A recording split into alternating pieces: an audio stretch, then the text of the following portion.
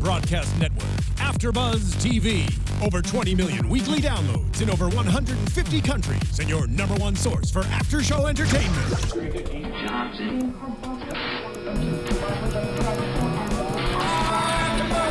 AFTERBUZZ TV, the destination for TV superfans. Producing after-shows for over 300 of your favorite TV shows.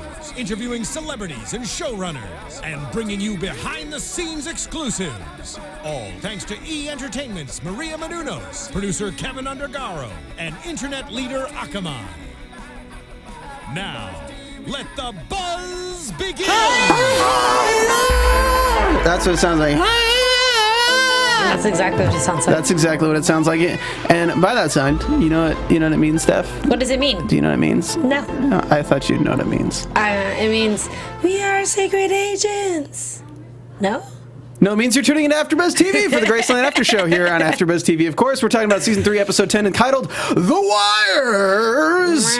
Oh, man, I should have started with Head Wires from Foo Fighters. Oh, well, if you're a fan of that show, or that song, let me know. Guys, I'm your host, Stephen Lemieux. You can find me on Twitter at Stephen Lemieux, tweeting me throughout the show, as well as using hashtag ABTV Graceland. Joining me tonight, as always, is my lovely, lovely, lovely co-host. Your girl, Steffi G. All right, you can follow her on Twitter at Stephanie Giorgi. Go ahead and tweet her throughout the show. Megan Stecker couldn't be here tonight, but that's okay. She'll try to join us for another episode this season, but we'll see. I know you guys liked having the third voice. Yeah. And it's great. We really enjoyed having... We loved it too. She was great, especially with her impersonations of Mike. I know. She does a much better job with impersonations than I do. She does. I'm pretty much the worst. I'm pretty much the worst. Shout out to Calipkinus 72, Robin Sanders Pro Prodigy, and all the other people in the chat, as well as Nicholas Melendez, who wants to watch live, but he probably won't be able to. He didn't get to watch the show tonight. But enjoy your class. If you haven't already, go and subscribe on YouTube, youtube.com/AfterBuzzTV, as well as going to iTunes, ratings 5 stars, and leaving a comment. We appreciate that, and I'll give you a shout out on the show if you do that. This episode, basically, my entire epiphany on the after show last episode is exactly true. 100% exactly what they wrote off. Yours is also. But yeah, holy crap. So we were right about the woman in the gym being the woman who's in charge of it all, or thinking that she was going to save Johnny. She was going to be like the grandmother figure in this case. But actually, she's the boss, which I didn't think that. But okay.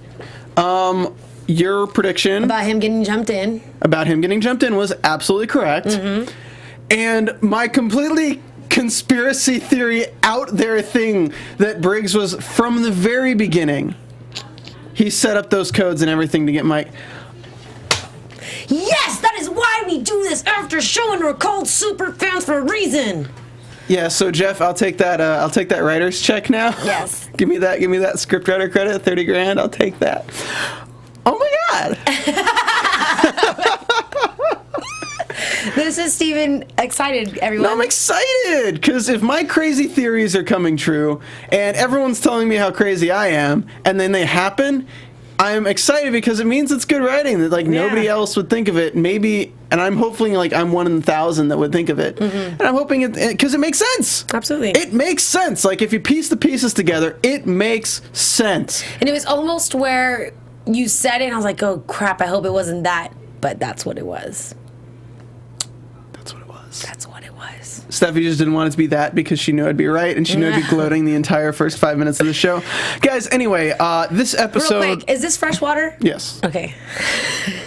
No, it's salt water. No, but I meant I didn't know if it was from before or if it's new. We just actually put chocolate syrup in a cup and just let you drink it. Awesome. Oh, that's how we roll. So, yeah, we're going to be breaking down the episode in a few parts tonight, guys. Of course, I'm the man of many notes, so we're going to be going through Johnny's storyline, moving on to Jake's and Charlie, moving on to Briggs, and then ending up with Mike, because Mike's story is really the one that we're following.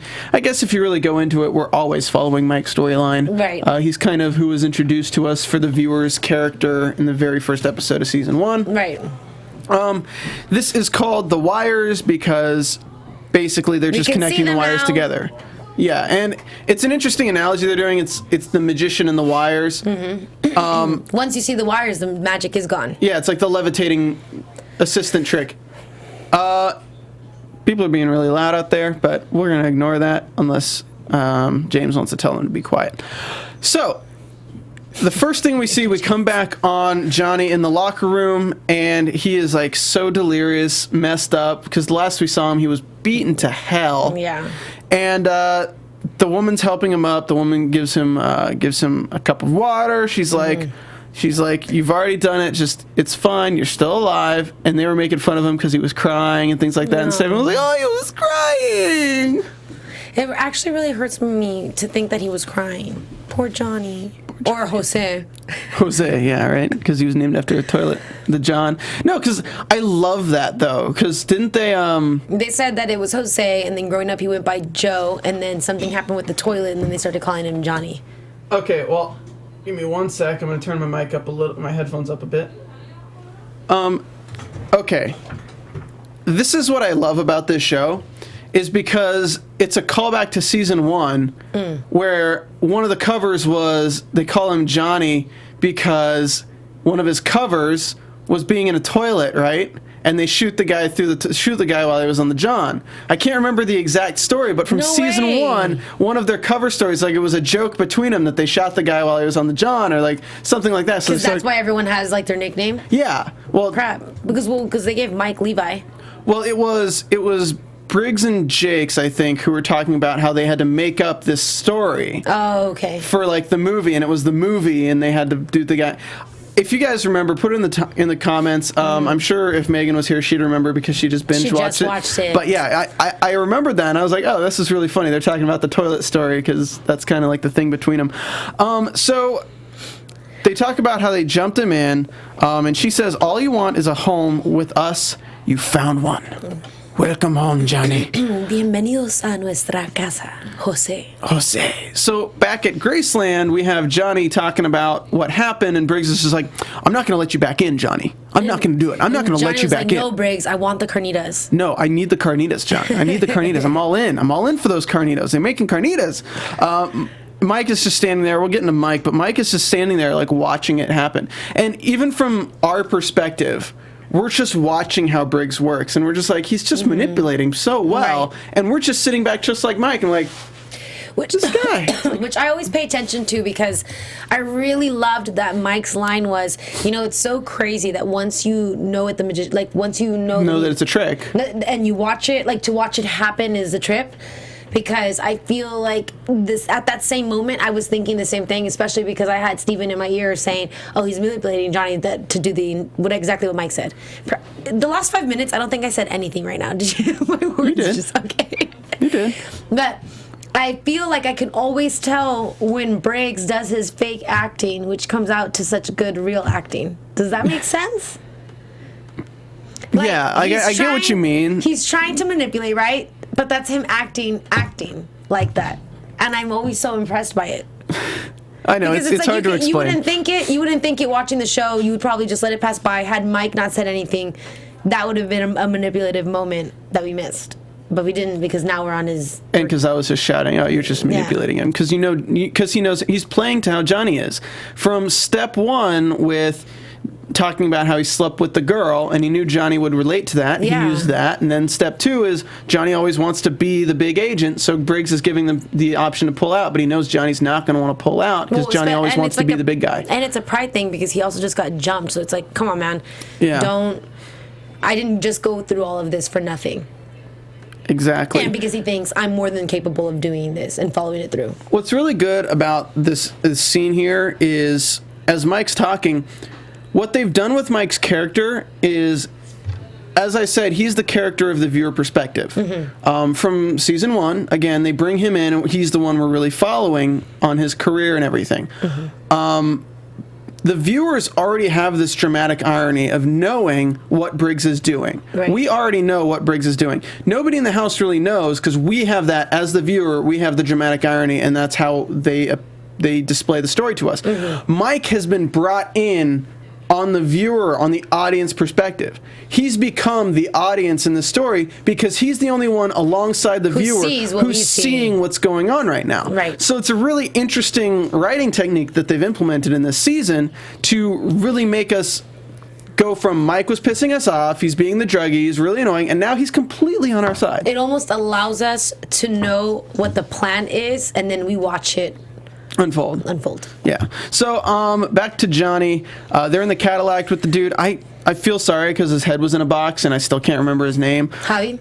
Was that his name, Javi? Mm-hmm. Okay, so they're in Cadillac with Javi, and Javi's like, man, you've crossed the line that most people don't get to go back out of. Right. Basically, you jump in, you jump out. That usually people don't get out once they're in, especially after being part of 2 gangs in the first place already. Most people don't cross the line both ways. We meet his mom, and she is Teresa, who is basically... Baraña or something like that? I forgot. I have it later in the story for Briggs' storyline, but yeah, I can look right now. Something like that. But anyways, she's there and starts speaking to them, giving them food. What was it that brought up someone? Oh, she said, does your mother cook, right? Teresa Arabuena. So yeah, she asks Johnny if his mom cooks, and then he says no because she doesn't really agree with my lifestyle. And then Teresa tries to say that she understands him in regards to where she's coming from because she doesn't want to, no mother wants to bury their child. But then she takes it further and says that we need to kind of accept the reality of the world we live in. Yeah, she couldn't she couldn't deal with the reality. Because her husband was the one who ran ish. Yeah, like Johnny's mom couldn't deal with the reality. She takes the reality and deals with it head on. Her apron said something like, "Don't make me get jalapeno business." Get it? Don't make me get jalapeno business. Oh. It took me so long. I was looking at the apron. I'm like, what does that say? And then it says it. And jalapeno business. I wrote it down, and only after saying it out loud did I actually get it. Like, just now, I just got it. I was like, don't make me get jalapeno business. I'm like, what does that mean? Oh, don't make me get jalapeno business. I like that. I'm saying that for the rest of my life. Awesome. I really bet James is laughing in the booth right now. I'm happy you finally made a pun that Steph likes. And continually I get shaded from the booth. All right, so... No, it's okay. We love you, dude. So Javi brings up Martoon, and she says that Martoon was contacting and saying that there was some deal with this girl, and she's like, no, we don't have to go after the guy. It's not him. He's doing what he does. Which I have to say, in this instance, it's very right, but it was very machista and Latino cultural, if you will, to think that a man was just doing what he was doing, which is true. I mean, he's just going to want to smash, and that's it. I feel like in any other situation, well, I mean, she was the one kind of cheating, but I think if how normally they always blame the guy, but I know, but if you're gonna look at this situation from the standpoint of not somebody who's gonna be murdered and just like cheating, it's not Briggs's fault. Right. Unless she told him that she was seeing somebody and he smashed anyway, then it's his fault and her fault. Right. But if she's going to go out of her way and sleep with a stranger while she's seeing somebody and not tell the stranger that she's seeing somebody, she a freak. It's not the stranger's fault. No, it's her fault, and she was obviously going out of her way. So when she's like, this is all your fault, it's like, it is, but you were the one who didn't really have to sleep with him. You didn't have to just pull up your dress and get pounded from behind for like 10 seconds. But she wanted it. She wanted it. She wanted the Briggs D. It was funny, too, because when Javi was like, I pay for your rent, it blows my mind, the world that some people live in, because that stuff does happen. She was a puta. Oosh. She was. Steven. She was. But she was hot, but she was a puta. She was a little perra. Don't say... What's little perra? Perra is like a slut, like a dog. What's little? Isn't puta whore? Puta is bitch. Oh. So yeah, she was a perra. Oh my gosh, for everyone who's listening right now. Perra. Perra, there you go. There you go. But... that stuff exists, and I mean, damn, she just didn't give 2 shits. Oh, she didn't give 2 shits. So her head was about to be cut off. That my other papi chulo pays for, and then you can hit it from the back, okay? So, James, can you mark that time code? Because I'm really gonna make a sound drop for that later that we can play on the show. Come to my apartment so you can hit it from the back. Whatever, she was whack. It was funny how she tried to get mad about that whole thing, even though she was about to get her head cut off. Why are you gonna be sad for Javi getting shot? Like, she was not. What an ungrateful girl. What an ungrateful pera, right? That's the word. All right, so Damn, Don't make really me get went somewhere jalapeno business. All right. So she killed the girl, sent it to her parents. So meanwhile, that's another thing though, because that's intense. The same thing, because I guess her mom already did that before. His mom, I mean, Javi's mom, she already sent ahead to that one lady, the one that was going to do the condos and stuff. Oh yeah, she's all about the heads. She is. That's some cartel-ish. Send them a message. All right, so the next time we see them, Johnny's with Abuelita, and she says, there was blood, I don't know what was going on, we don't know where Javi is, and Johnny's just like, man, it's okay, he wouldn't miss your carnitas, Abuelita, I love your carnitas, they're so It's good. his mom. Abuelita is His grandmother, I'm sorry. Okay, is it just Abua? Or what's mom? Mom. Mom? Mommy. Mommy? Mamita, I don't know. Mamita, okay. Anyway, in the background, Steffi G's just like, oh, the head's being delivered. And I'm just like, oh, you're right, there's a UPS guy. I know, did you see that? I saw it. And they're like, hey, Teresa, there's a package on your phone. Who's it from? Package de quién? It's like you like wait those 4 beats. Who's it from? 4, 3, 2. My hubby!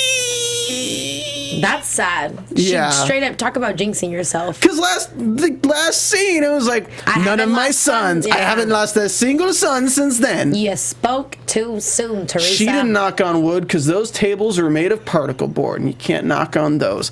All right, so that's pretty much what's going on. What did you just give me? Yeah, James is from the booth, and oh, he thought that was funny. Yeah, you're right. I guess that's why. I guess I just never get them. You know what? I'll tell you one thing particle board is useful for is when you're trying to put a bunch of food on a table and you're having a party, and there's What no is a particle board? particle boards that like they shred the wood and they compress it into like that. Oh, that stuff that flakes pretty well. Right. But you know, all like those tables where you put snacks out for parties and things are, and like there's no better way to party this season than with football. And if you're a huge fan of football, you guys should really check out DraftKings. So, ooh, that was a good one. Last season, DraftKings.com crowned more millionaires than any one-week fantasy sports site anywhere. And this season, the prizes are even bigger, and you could start the season by winning $2 million in week 1. So it's the biggest fantasy football contest ever, and $10 million in prizes are up for grabs, including $2 million for first place and $1 million for second. 1 week fantasy means no season-long commitments, and if there's anything we know about characters in Graceland, most of them don't have season-long commitments. Nope. Usually they get killed off pretty quick. Actually, just the side characters, yeah, they do. They do. This is fantasy football on demand. Play where you want, when you want, with the players you want, and you've never experienced anything like this. Just pick your players, pile up the points, and pick your cash. That's it. This is not fantasy as usual. This is DraftKings. Welcome to the big time. So, guys, if you want to get started with DraftKings before regular season kicks off, go to DraftKings.com and use the promo code BUZZ, B-U-Z-Z, to play free for a shot at the $2 million top prize in the Week 1 Millionaire Maker. Enter BUZZ for free entry now at DraftKings.com. That's at DraftKings.com. Check it out, guys. It's actually really kind of cool. I think they're opening a DraftKings restaurant in downtown. I don't know about that, but I just know... They're opening a restaurant where it's like all for fantasy football people. Dude, football is pretty cool, so if you're all for playing... By the way, Tom Brady got released, so he's going to be... He's hot. Back for the Patriots. So, about Graceland. So, about that Graceland, yeah, so maybe maybe Briggs should use his... crazy manipulative skills to find the greatest players for DraftKings. Let's go ahead and talk to Jake's. Thank you. Writers of Graceland, thank you. Because they brought him a female? No, not even just that. It's just they have created a storyline for Jake's. Right. Not Charlie's case to Jake's include helping, Jake's. right. This is his. Jake's now has a storyline. He's got a bank that we can follow along. He's got a bank. He's got a babe. He's got a babe. He's gonna get a bae. Yeah. Jake's gonna be all about that until she finds out who he really is, because he's not gonna have the bank forever. And she. Story of his life. I really thought Jake's would come out and say who he really was. No, but I did like when he said, "It's funny, I haven't had a real." Having a real talk with a stranger in a while. Yeah, think about it, because everything's set up. He's really saying, man, I haven't had a real storyline that was my own in a while. No, he was literally saying that he hasn't spoken to anyone, that it wasn't intentional. I know. He's got to deal with the Briggs stuff. So, Graceland, Jake's story, they're talking about They're talking about Jesus. They're talking about how baby Jesus looks like a grub worm with Charlie's ornaments. And then Jakes and Charlie are talking, and they lay out the plan, basically. They're going to use Jakes to snag the clients to make Germaine useless to the ATF so Charlie can take the ATF down, and then the ATF can clap the clients through Jakes. I am tweeting him right now. Jakes? Yeah, go ahead. Okay. And the next thing we see is Charlie and Jakes at this room that they have to convert into the Dale Jakes Bank. So they're like, we got 24 hours to make this building into a bank and convince a client that it's an actual bank, and it's going to be Dale Jenkins, president. It's the Dale Bank. It's the Dale Bank. Welcome to the Dale Bank. Doing the Thriller dance. What? That's not a Thriller dance. Do the Dale Bank. Do the Dale Bank. Dun, dun, dun, dun, dun, dun. No, this was better, guys. Do the Thriller dance. Guys, you should be at home doing the Dale Bank. Take a picture, send us a video. You know, that's great. All right, so they decide to meet with Germaine at the horse races, and basically the plan is to separate Germaine from Jakes so Jakes can kind of steal the client. So he's meeting with Germaine's client. He meets Paolo. Ooh, I know. I hate the ATF lady too, Will. Yeah, right. And Germaine introduces Dale. Dale says, I'm going to split. I'm going to grab some food from the buffet. I'm going to see a hot girl. I'm going to talk to the hot girl. Charlie, meanwhile, is going into the office for the Players Club. Jakes is talking to the hot girl. Her name is Courtney. He tries to say that she shouldn't eat the fish. She finds out that she knows a lot about fish. And apparently prawns and shrimp are not the same thing. They're not. Because the front legs of prawns have the left one bigger than the right one, and shrimp are the exact opposite. But they both taste good with some shrimp cocktail sauce. Damn right. All right, she knows her shrimp. She knows her seafood. Meanwhile, Charlie's up with Germaine, and Germaine is like, how did you find me? And she's like, you know what? We should go for a nice romantic walk where I can handcuff you and attempt to arrest you. Yes. Germaine says, that sounds like a great idea. So they walk. Meanwhile, Jakes is talking to, we find out she's a corporate defense attorney, which is, if you don't know who these people are, they're the devil. No, I'm just kidding. Corporate defense attorneys, basically businesses that are not spending money on taxes or whatever they're doing, big corporate fraud charges and things like that. The defense attorneys are the people who go to court to get them off of those charges to make it so they can keep breaking the law. Allegedly breaking the law. Basically, a lot of these corporate attorneys got put in jail when Enron went down. Okay, so he says she's between a Nazi and Goldfinger. He's so funny. Yeah, but you're right there. You're like right in between. She's like, I'm not worse than I'm worse than Goldfinger. He's like, Goldfinger. He had those. Sorry about it. Yeah, he had that laser. You know, yeah. Goldfinger. He had a laser. Well, I know cute. A laser guy. I really like the interaction that they had with each other. Steffi G, I know a laser guy. Do you? I know you. Like started out small. Let me get his number. Yeah, he started out small. He's kind of a big deal now. You want the laser guy's number? I do. Yeah, let me give you the laser guy's number. Oh. Damn it, I'm not gonna. I'll tell you afterwards. You didn't realize that he was actually giving her his number?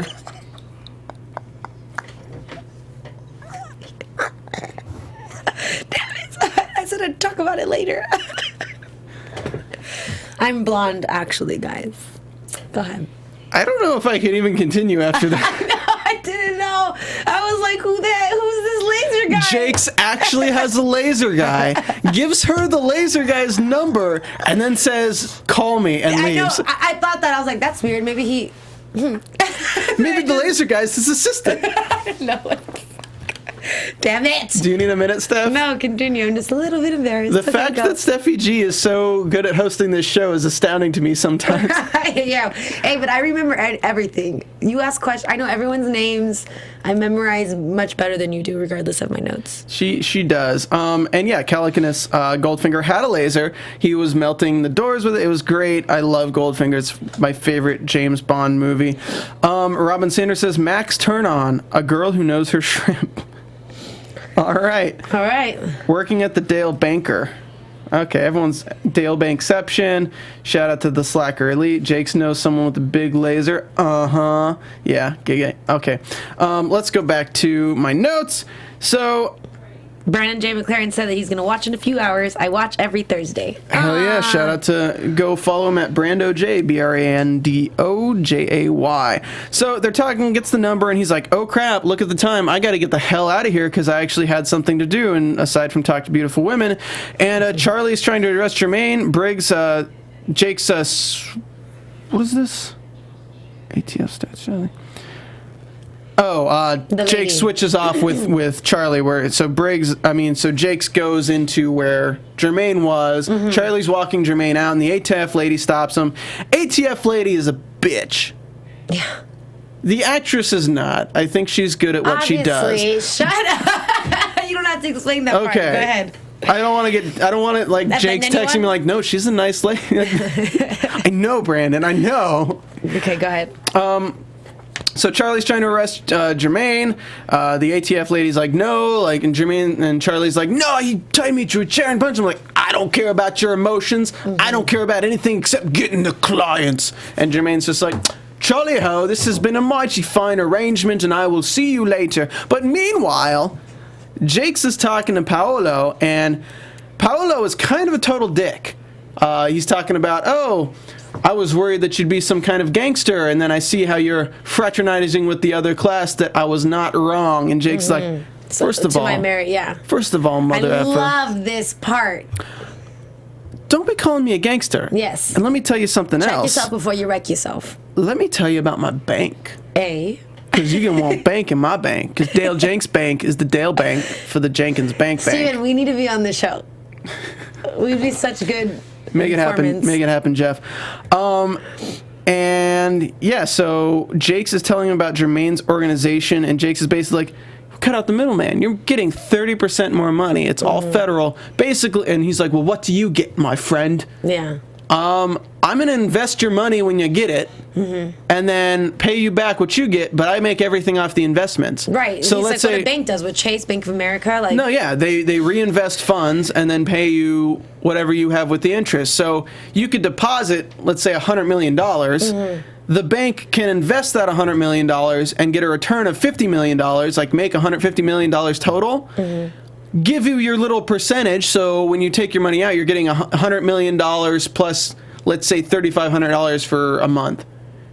But the bank is taking home $49,946,500. Right. Like, ridiculous. Okay, so he's really interested, and then we get that, like, they always give you, like, the heart attack moment where Germaine comes back and is like, you slithering snake. Yeah. You grabbed my chair. I know. I did get scared for that second.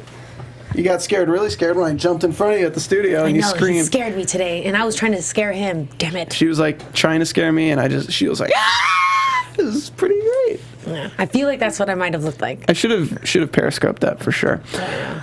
All right. So Jakes tells him about the organization, says, hey, why don't you come to my bank later? We can discuss it. Then Germaine gets back, and that's the end of the scene. But Paolo is interested. Jake's bank with Paolo. It's Charlie's behind the camera. She's watching from another room, and she's talking to the ATF while Jake's is talking to Paolo, like, oh, this is the place. Like, check it out, man. Yeah. Look at these nuts. I'm big crap. Like, check me out. Yeah. And Paolo's like, I'm definitely interested. We'll be talking. Yeah, that was so ugly. That is. I'm definitely interested. I'm definitely interested. Definitely interested. They'd be stupid to not. I'd be stupid to not want to be involved in this. Let me work with an FBI agent. That's brilliant. I really love the kind of green that you have chosen for this bank. I don't even pronounce my L's. It's brilliant. It's brilliant. It's brilliant. So Charlie's behind the camera again. And the ATF lady's like, I'm not giving you Germaine. It's like, shut the hell up. I know. Like, what? All you wanted was the client. Like, does she, like, sleep with Germaine or something? Like, does she just not want to put him behind bars for some reason? No, she's just trying to be a boss, and it's like, calm down. You don't know who Charlie is. Yeah. Get out of here. Charlie's like, you can keep your end of the deal? That's not a good Charlie voice. What is it? It's a terrible Charlie voice. So you're going to keep the end of the deal? Go ahead. And she's like... Flash to the next scene with Germaine sitting in a chair handcuffed again. He's like, man, what a piece of crap. All right, so here's how it goes. You arrest me, they make you let me go, and then you arrest me again, they make you let me go, and now you're arresting me again. Do you really not see how this is going to go? And she's like, well, let me tell you something. Let me tell you something. You're kind of funny, actually. Go ahead. Jake's is actually a federal FBI agent named Dale Jenkins, and he just stole your top client. Dale Jenkins is actually a federal agent called Dale Jakes. And he just stole your top client. Paolo Calvatari, and the ATF now has your... I almost did it. But I did it. Paolo Cavalcanti. And he realizes it, and she's like, yeah, Paolo Cavalcanti. And then typically what stupid, I'm a big tough guy, low frickin' blows. I see you don't have a big tummy anymore. Oh wait, was that me? Was that me? Oh, I should have thrown you down the apples and pears when I had me chance. Your British accent kind of sucks. I should have thrown you down the apples and pears when I had me chance. And he's like, oh, you come on. Just give me one for your little dead baby. Good. Give me one for your little dead baby. You're stupid. I bet he made a nice clam chowder. Stephen, you just spit on me. Damn right. British people do that. The views expressed here, no, that's the host line, and do not necessarily reflect the views after this TV or its own principles. So she beat the crap out of him 1,000 times in her head. She actually is like, I know what you're doing. You want to get off with police brutality. It ain't gonna happen. I'm walking out. Stupid. Yeah, good for her. She learned. Yeah. Luckily. Yes. And she walks out, and Jake's was watching. That wall had to take it. Oh, man. I'm the same type of person, though. When I get mad, I be hitting walls, too. Bah, bah, bah. Well, it's like, she won, but she didn't really win. Right. Well, I mean, it doesn't matter because he still said that, so it sucks. Well, and her baby's still dead. Like, there's nothing... Yeah, but it wasn't because of him. It was because of him. She was doing all of that just to get back at him. Right, but at the end of the day, if she had just dropped it... Yeah. All right. So... She's been thinking of him a lot. This is Dale and Courtney, part of the storyline. Dale meets up with her and he's like, and Dale looks super fly in this Dale still be wearing that rich person clothes. That was hot. I was like, oh, I really like that outfit. I've been thinking of you a lot, and the first thought's been dirty. Just saying. Plain ad-lib. Watermelon. Not truffle butter, not that dirty. Shut up! Oh but maybe a little watermelon with that Dale Jakes watermelon. Shut up, stop. Oh my goodness gracious. Great balls of fire. I bank. Been drinking. She asks what he does. He's like, I bank. I'm a banker. Which I notice right now he's starting this relationship off with a lie. When he didn't talk about anything of what he was a part of when he first met her, so he could have really came out as Dale Jakes, the FBI agent, to that. But she's a lawyer. You don't know about those guys. Yep, she's a lawyer. So how do you sleep at night? And she says, I came up with an answer for that a long time ago. Every American, good or evil, guilty or not guilty, deserves a chance at a fair trial. And I'm thinking... Otherwise, the Constitution can just be thrown out. Whatever. Everyone says that. Okay. I'm looking at this from the juxtaposition of what just happened to Germaine, and I'm like, is she going to be Germaine's lawyer? I know. But she's like a major... She says she's the best at what she does, and she's a corporate attorney. I wonder if she'll be Germaine's lawyer, but... I mean, she's like an Olivia Pope. I've only seen that first episode. I never watched Scandal. From a writer's standpoint, it makes sense that they would make her that, but I'm not sure if that's the thing they're going to do, because that could drive a stick between her and Jakes, with Germaine recognizing Jakes and being like, you do know he's an FBI agent, don't you? It's going to go one of two ways. Either one, where she's going to understand why he did all of that and she won't mind, or two, she's going to be like, I ain't got time for this. Deuces. And we still don't know what happened with Jakes potentially skimming money off for Briggs. That's because it hasn't been... They're not doing anything about it yet. Well, yeah, but with Germaine... Even though everyone's noticing what Briggs is doing, because when Briggs made a comment and he was standing there, remember Jakes looked up at him and he was like, man, you're doing way too much right now. No, yeah, but... You know, it was such a big deal about Germaine saying, if you take any off the top, I'll kill you. Yeah. And now Germaine's behind bars, so will Dale Jakes take some off the top to give to Briggs? I'm not quite sure on that. And she says, I'm the best at what I do. And Jake says, well, yeah, how about you tell me what them dirty words were? Yeah, that's exactly what happened. Those words were probably like puppy and dirt. Weak old banana peel sitting on a garbage can. Shut the F up right now. I bet you're at home rolling your eyes. Natalie. All right, so that's the end of the Dale Jakes story. Dun, dun, dun. Shall we talk about Briggs? Let's. Nowadays, everybody want to talk like they got something to say, but nothing comes out when they move the lips. Just a bunch of gibberish. some Okay, motherfuckers cool. act like they forgot about Briggs. All right, so Ari's practicing crying over Tavon's death. What? That idiot. I know, I'm terrible. Over Tavon's death, and Why? Briggs is just Can like, I ask you something? What about Why am I obsessed with Ari? Because he's great. Like, I really love the Sarkisians. Reese Coiro is a fantastic forget about keeping up with the actress. Kardashians. I just wish that we were keeping up with the Sarkisians instead. Watch Mob Wives, you'll love it. So Ari's like, Tavon, you was like a father to me. I just really am. Is that good guy? Hey, guy, like. I can only rub my eyes so much. Then I start looking like those marijuana eyes. Marijuana smokers, yeah. Smoker. So Marijuana smoker. Briggs is trying to form a human connection with Ari here, but that doesn't really work with Ari because he's like, have you ever like lost a dog? He's like, yes, we had 2 dogs. I took them and put them in a bag and threw them in the river. Wouldn't stop barking. You're so sad right now. I'm so sad right now. Do you not remember that video of that stupid girl throwing the puppies in the river? No. Oh my god. I don't watch stuff like that. It was on Facebook. I mean, I don't either now. I mean, I know that people do stuff like that, and That's it's disgusting, horrifying. yeah. It's messed up. If you're thinking of doing that, why don't you just bring your dog to us at AfterBuzz, because we like taking in rescues, and we'd rather them here than in a bag in a river. Yeah. So Ari, Tavon, Martoon comes in, and Ari does exactly what he just did. It's like, he was like a father to me, and Martoon's like, I need no sadness. This is a time for celebrating his life. It's like, okay, I can do that. It's like, yeah, you can. He's like, we got him that nice Mercedes SL casket. It's like nice wood on the outside and very plush on the inside.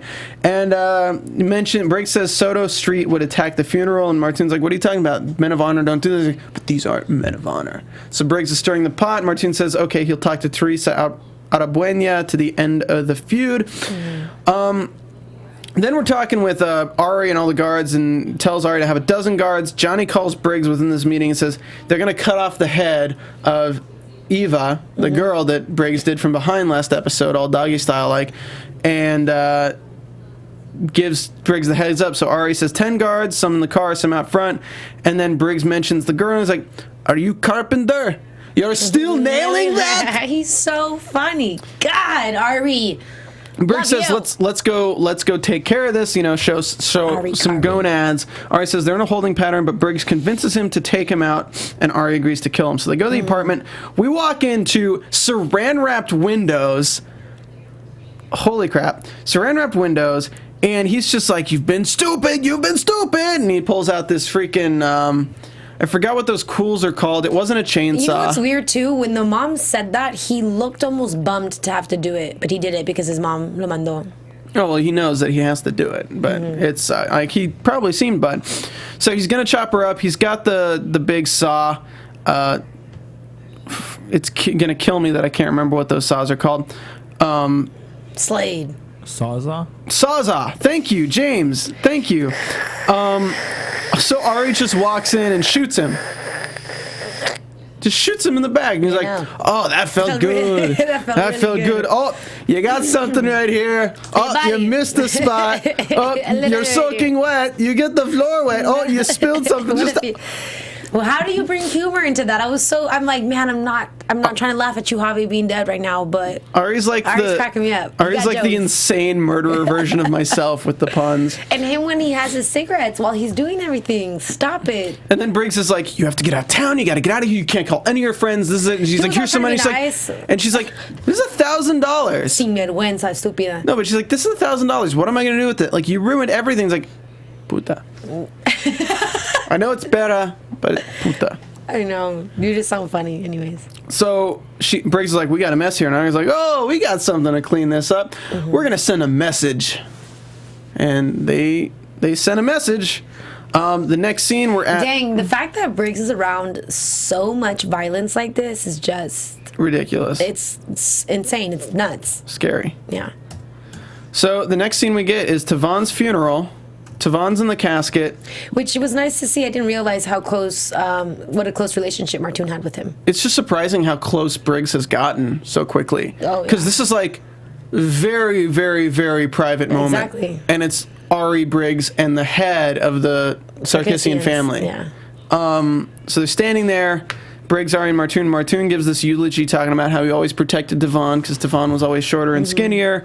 Martoon is sincerely sad, so you kind of feel sorry for Martoon here because you're like, he actually has this rapport with everyone. He doesn't want a war between these people, and he understands, like, a funeral is not a time to do it. Right. So as much as he's like a gangster, he's still a man of honor. He would never attack anyone at a funeral. Right. Because everyone has a right to... Because that was the code, and then Briggs is like, well, not everyone respects that code, sir. Exactly.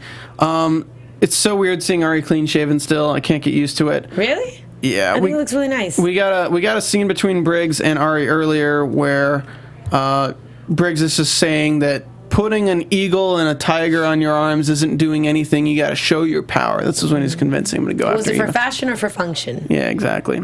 So that's the end of Briggs' story this episode, except for how it ties into everyone else.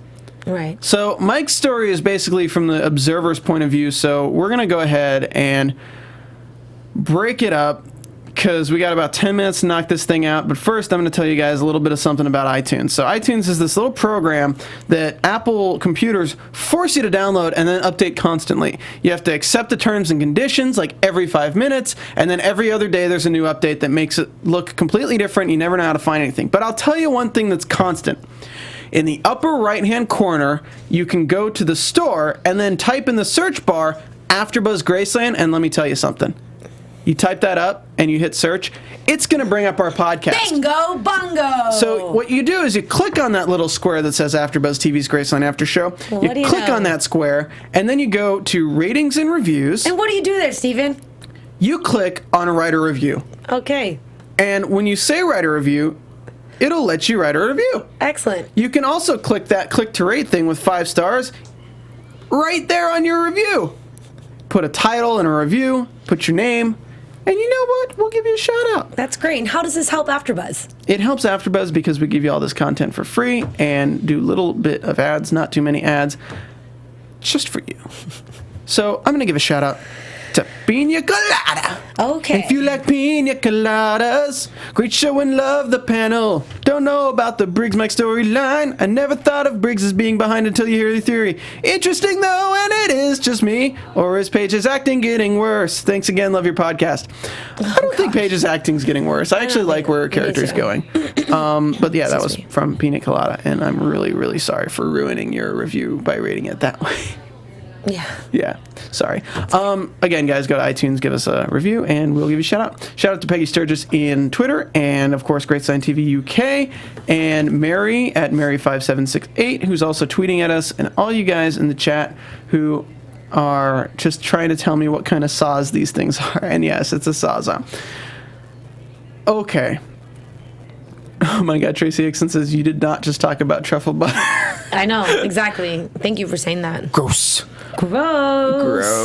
And don't look it up if you don't want to know. All right, so Mike's story. Briggs is manipulating Johnny in his stubbornness, and Mike is just like, do you guys not see what's going on? Like, I feel like I'm taking crazy pills. Yeah. Like, he's totally manipulating Johnny, and Mike explains what he's doing. Mike says he's found out that Briggs has been playing him from the beginning. I've been convinced of magic, and now I'm going to start looking for the wires. Oh my God, it's the episode title. Right. We got the episode title about there it is. 10 minutes into the episode.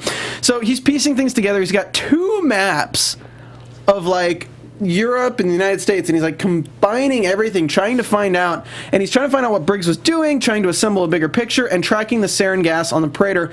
And interesting enough, Paige has gotten off her high horse and joined Mike just in time to try to figure this out together. Mm-hmm.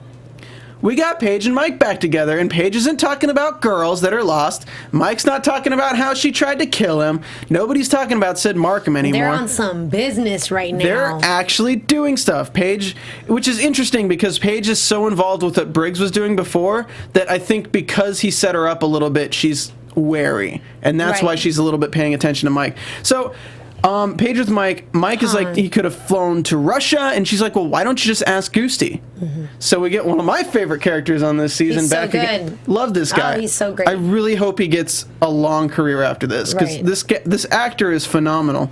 He can be a stunt guy if he really wants to be a stunt guy. Good. So he's naming the rat that Briggs brought him at the end of the last episode. Maddie. Maddie, after Madison, says, "Who gave you the phone?" And he's like, "Oh, look at the rat. You ever get tired of running in the same circle?" And I'm like, "Yeah, it's a metaphor for Mike." Yes, Exactly. Mike gets really tired of running in the same circle. Mike says, "When Odin came in, you kind of recognized him. Just saying." And Goosey's like, "Oh, ha, ha, ha. How would I know You were you're first friends?" dumb when I met you. Now you're just very paranoid. You funny, Mike." He's a good actor. Yes. Vince says he'll visit Madison with Maddie. I still think Madison's dead.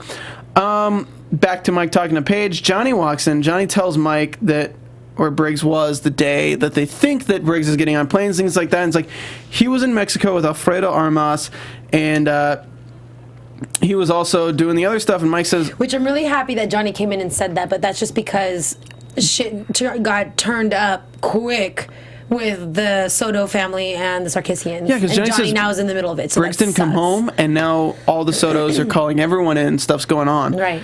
And he's so deep in with them now that Exactly. it's like, it's dangerous. So Mike's looking to see the key. He looks at it and he kind of is like, wait a second.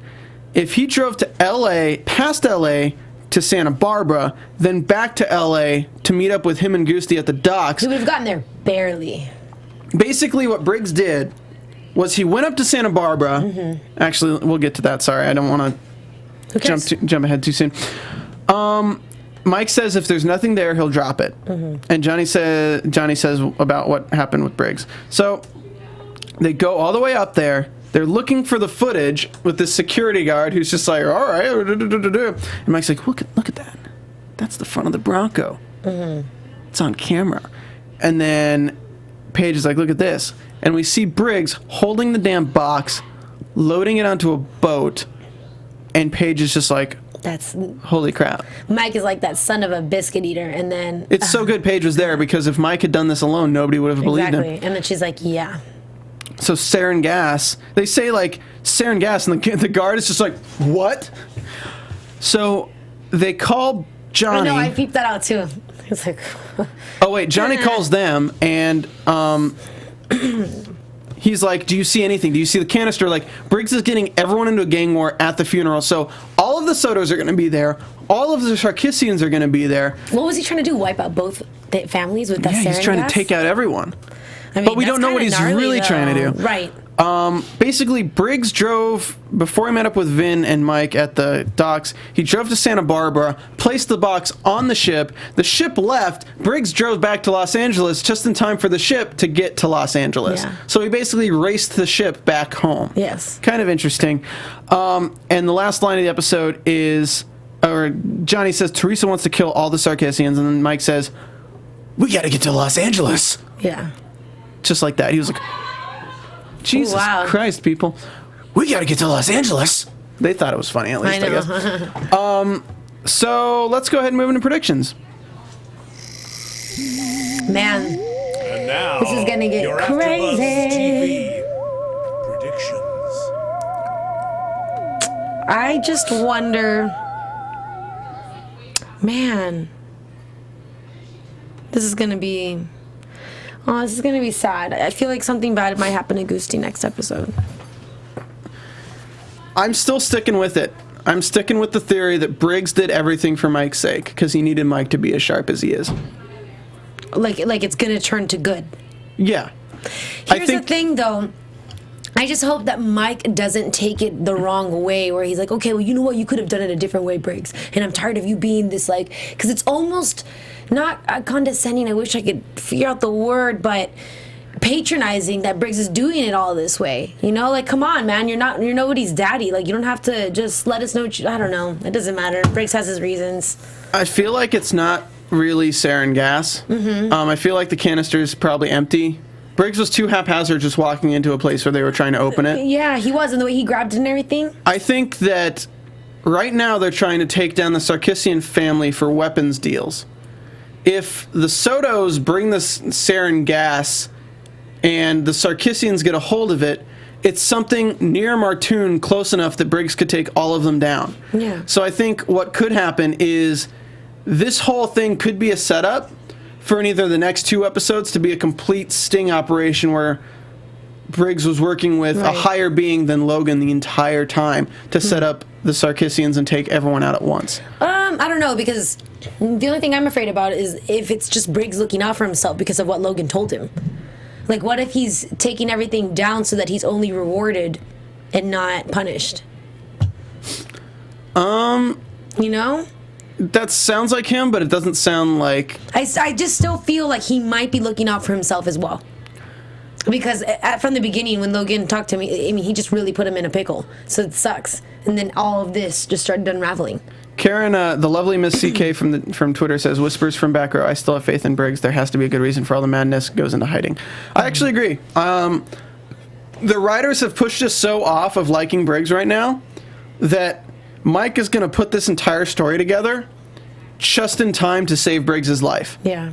I think that Mike is so against Briggs right now that for that to pay off in the way that we expect would not make sense. Mike's going to discover what's really happening in the next 2 episodes. So for the finale, things never go always according to plan. Right. And I think everything's going to go to plan to a point, and then Briggs is going to be in a situation where he wishes somebody else knew what the plan was. Right. And because he didn't tell anyone, he was going to end up dying, and Mike saves Briggs. I think that's what it comes to. I think Mike saves Briggs because all along Briggs was trying to help Mike back from addiction and help him back from everything that's going on. I hope that they know that, meaning I hope that Johnny, Paige, and Mike right now are in a position to think that not necessarily that Briggs is evil and that he's doing something bad, but that they're irritated at the fact that he's doing this over again, you know? He's playing these games, being the magician. Yeah. It's just all they want is to be involved with it. Mike just wants Briggs to let him know what's really happening. Exactly. So, but I'm hoping that he doesn't go, like, Mike doesn't go all crazy. He's like, oh, I'm taking Briggs down also, and he's going to be out of Graceland. Robin Sanders in the chat says, what if they open the canister and confetti explodes out? It was all a birthday surprise. And then there's sauce and everything's there. Okay. Yeah. I really think that it's gonna turn the tables on us. This show's so good at turning the tables that Briggs is gonna make a realization that he should have told somebody the greater plan. Mm-hmm. And the only reason that Briggs gets out of this alive is because Mike figures it out. Yeah. And I think Briggs might even be leaving breadcrumbs for Mike to figure it out. Maybe. They're like right there. I know, they're really loud outside the door. So we're gonna go ahead and wrap up because that's it.